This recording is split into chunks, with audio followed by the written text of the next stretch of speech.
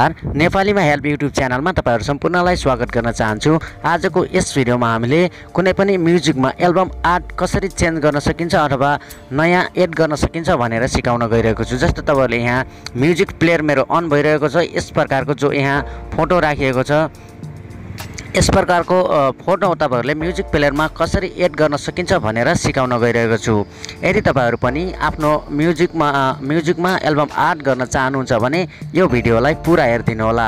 अनि तपाईहरुसँग एक रिक्वेस्ट पनि गर्न चाहन्छु कि यदि तपाईहरु नेपालीमा हेल्प युट्युब च्यानलमा पहिलो पटक आउनु भएको छ र च्यानललाई चाहिँ सब्स्क्राइब गर्नु भएको छैन भने कृपया भिडियो मुनि रहेको रातो सब्स्क्राइब बटनलाई सब्स्क्राइब गरी बेल आइकन आउँछ त्यसलाई पनि अन गरिदिनु होला, ताकि मैले अपलोड गरेको भिडियोहरु मोबाइल टेक्नोलोजी र इन्टरनेट सम्बन्धी जानकारीका भिडियोहरुको जानकारी तपाईहरुले नोटिफिकेसनको माध्यमबाट पाइरहन सक्नुहुनेछ। जुन साथीहरुले मेरो च्यानललाई चाहिँ सब्स्क्राइब गर्नुभएको छ उहाँहरुलाई धेरै धेरै धन्यवाद भन्न चाहन्छु।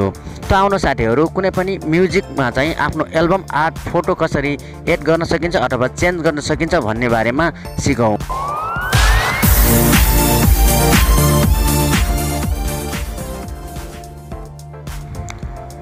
कुनै पनि म्युजिकमा एल्बम आर्ट गर्नका लागि धेरै तरिकाहरू हुन सक्छन्, तर पनि म तपाईहरुलाई एउटा सिम्पल सानो एप्लिकेसनको माध्यमबाट तपाईहरुलाई सिकाउन गइरहेको छु। जुन एप्लिकेसनको माध्यमबाट एकदमै 2 मिनेटमै तपाईहरुले आफ्नो म्युजिकमा एल्बम आर्ट एड गर्न सक्नुहुन्छ अथवा चेन्ज गर्न सक्नुहुनेछ। त्यसको लागि तपाईहरुले एउटा एप्लिकेसनको बारेमा म तपाईहरुलाई एकछिनपछि म तपाईहरुलाई बताउने छु र यसो कसरी गर्न सकिन्छ म तपाईहरुलाई पहिले डेमो देखाउँछु। त्यो एप्लिकेसन ओपन गरिसकेपछि तपाईहरुले यहाँ म एउटा म्युजिक प्लेयर तपाईहरुले म्युजिक अथवा कुनै पनि गीतहरुलाई तपाईले सिलेक्ट गर्नुपर्ने हुन्छ। म यहाँ यस प्रकारको एउटा सङलाई चाहिँ म सिलेक्ट गरेको छु अनि यहाँ तपाईहरुले टाइटल दिनुहोस् म्युजिक। म त्यस्तै दिइरहेको छु आफ्नो देखाउनको लागि। तपाईहरुले यहाँ यस प्रकारको सिलेक्ट गरिसकेपछि तपाईहरुले यहाँनेर फोटो एड गर्नका लागि तपाईहरुले यदि तपाईहरुले पहिले नै यसमा फोटो एड भइसकेको छ भने तपाईले यहाँ फोटो देख्न सक्नुहुनेछ, तर यहाँ कुनै पनि फोटोहरु अथवा एल्बम आर्ट गरिएको छैन, त्यसकारण यहाँ कुनै पनि फोटो सो गरेको छैन। त्यसकारण तपाईले हामीले FIX को बटन यहाँ दबाउनु पर्ने हुन्छ। अनि दबाइसकेपछि तपाईले यहाँ इन्टरनेटबाट सर्च गर्न चाहनुहुन्छ भने यहाँ इन्टरनेटबाट सर्च गर्नुपर्ने हुन्छ। यदि तपाईहरुले ग्यालरीमा भएको फोटोलाई तपाईहरुले एड गर्न चाहनुहुन्छ भने चाहिँ माई ग्यालरीमा जानुहोस्। माई ग्यालरीमा गइसकेपछि म एल्बम छान्दछु अनि यस प्रकारको मैले एउटा फोटो डाउनलोड गरेर राखेको छु, यसलाई म ओपन गर्छु अनि यस प्रकारको यहाँ एड भइसकेको छ। अनि हामीले चाहिँ यसलाई चाहिँ पुरा कम्प्लिट भइसकेपछि तपाईले एक गरेर यहाँबाट पनि टाइटलहरु अलग अलग छान्न पनि सक्नुहुन्छ, तर म तपाईहरुको समय बचाउनको लागि म तपाईहरुलाई छिटो गराउँछु। त्यसकारणले हामीले कम्प्लिट भइसकेपछि हामीले यहाँ सेभ एन्ड क्लोजको बटन दबाउँछौं।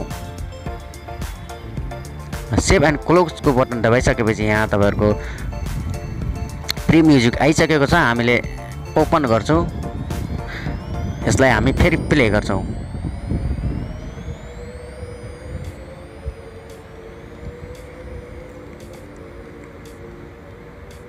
यस प्रकारले तपाईहरुले आफ्नो फोटोमा चाहिँ म्युजिक प्लेयरमा चाहिँ आफ्नो फोटोहरु एड गर्न सक्नुहुनेछ।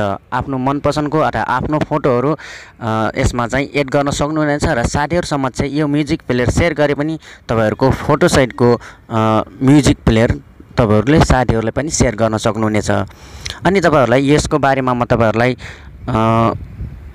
एप्लिकेसन कहाँबाट कसरी डाउनलोड गर्ने भन्ने बारेमा तपाईहरु सिधा गुगल प्ले स्टोरमा जानुहोस्। गुगल प्ले स्टोरमा गइसकेपछि आइट्याक म्युजिक सर्च गर्नुहोस्। यस प्रकारको तपाईहरुले TMC म्युजिक एडिटर तपाईहरुले यस प्रकारको TMC music editor tag editor यस नामबाट तपाईहरुले यसलाई इन्स्टल गर्नुहोस्। इन्स्टल गरिसकेपछि यसलाई ओपन गरेर चाहिँ तपाईहरुले सजिलैसँग एल्बम आर्ट गर्न सक्नुहुनेछ। यहाँ धेरै प्रकारको एल्बम आर्टहरु देखाएको छन्, तर तिनीहरुमा चाहिँ मैले एक गरेर ट्राई गरेको थिएँ, तर पनि त्यहाँ केही छैन। आफ्नो फोनमा चाहिँ यसमा चाहिँ एड हुने, तर कुनै पनि साथीहरुमा म्युजिक शेयर गर्दाखेरि चाहिँ फोटो नजाने त्यस प्रकारको प्रब्लमहरु अरु एप्लिकेसनमा मैले देखेँ। त्यसकारण म तपाईहरुलाई रेकमेन्डेड गर्न चाहन्छु कि TMC म्युजिक ट्याग एडिटरबाट तपाईहरुले एड गर्नुभयो भने हरेक ठाउँमा तपाईँले कुनै पनि ठाउँमा सेयर गर्नुभयो भने त्यो MP3 अथवा अडियो कुनै पनि म्युजिक प्लेयरमा चाहिँ 100% तपाईँहरूको फोटोसहितको म्युजिक प्लेयर त्यहाँ गएर सेयर हुन जाने गर्छ। एकपटक यो एप्लिकेसनलाई ट्राई गरेर हेर्नुहोस्। यदि तपाईँहरूलाई भएन भने चाहिँ मलाई कमेन्ट बक्समा कमेन्ट गर्न सक्नुहुनेछ। त साथीहरू जानिसक्नु भइसक्यो तपाईँहरूले कुनै पनि म्युजिक प्लेयरमा एल्बम आर्ट कसरी गर्न सकिन्छ भन्ने बारेमा।